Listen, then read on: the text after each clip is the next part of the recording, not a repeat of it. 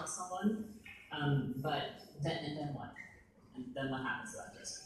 I'm already thinking about what I'm going to tell all of my clients who are right now in the transgender housing unit or who've been trying to get into the transgender housing unit or what their options are.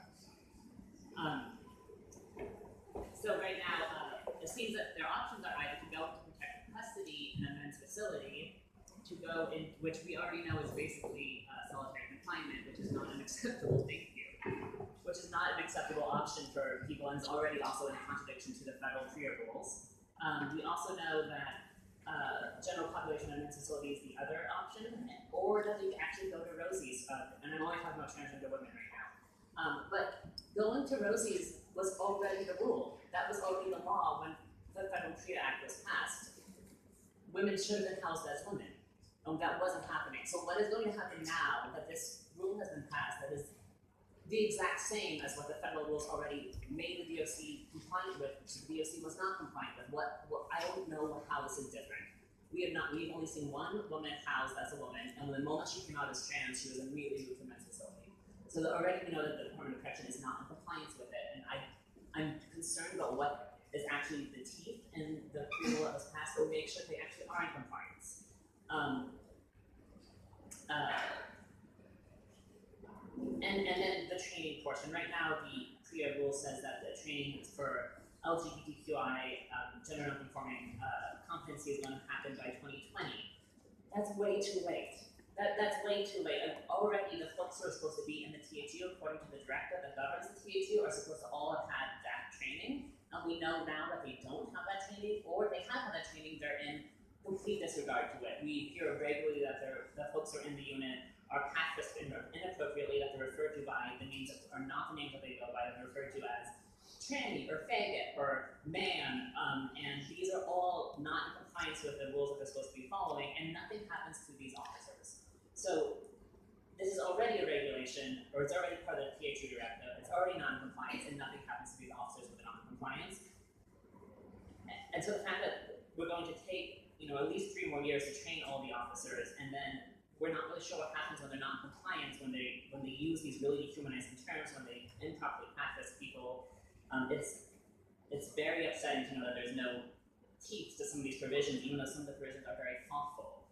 I also want to echo what the Legal Aid Society said about how unsubstantiated, the number of substantiated claims that need to result in staff disappointment. That just absolutely needs to happen.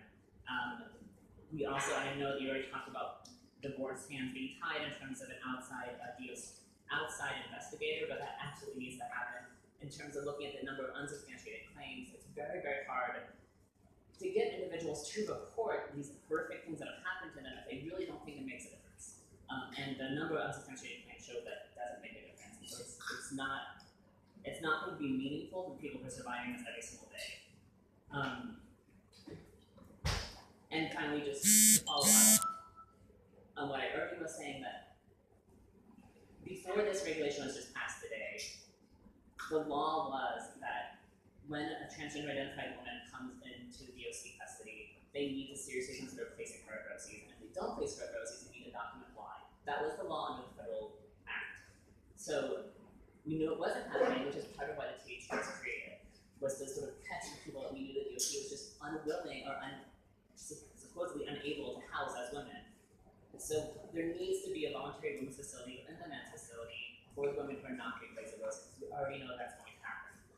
The rule is also very silent as to trans men. We don't know what trans men are going to have happen to them. But for the women who are going to be placed at men's facilities, I strongly urge consideration of what has already been said by Dr. Cohen, that failing a PREA audit can also be appealed or routes to what happens when you fail a PREA audit, and we can try and convince the DOJ to rethink. The DOJ is very, very open to rethinking this provision. They admit that they made a mistake. So that is a possibility that the DOC would take on, and if they were really serious about eliminating sexual violence towards transgender identified people, they would do that. There's also other things such as creating a voluntary consent decree. Like, that is another option for keeping the THU alive. And advocates have met with the DOC multiple times and suggested all these, and the DOC has just not been interested in these options. which I think shows a very real lack of concern about the respect for trans women and the realities that they go through within the jail system. And then finally, just to mention, I'm also slightly concerned about the funding issue as well, because one of the things that we know, which has been really devastating for the transgender housing unit, is a complete lack of funding and interest in it. There is very little programming that goes to it. There was a period of about 4 months where there were no tables or chairs in the transgender housing unit. People spend almost all their time in their cells because nothing is happening. They're treated as if they're in protected custody when they're supposed to be in general population. So if all these things are going to happen, which a lot of this training, a lot of this implementation is so important, but if there's no funding for it, then it's not actually going to happen, and it's just going to be meaningless rules for the people who are living this every single day.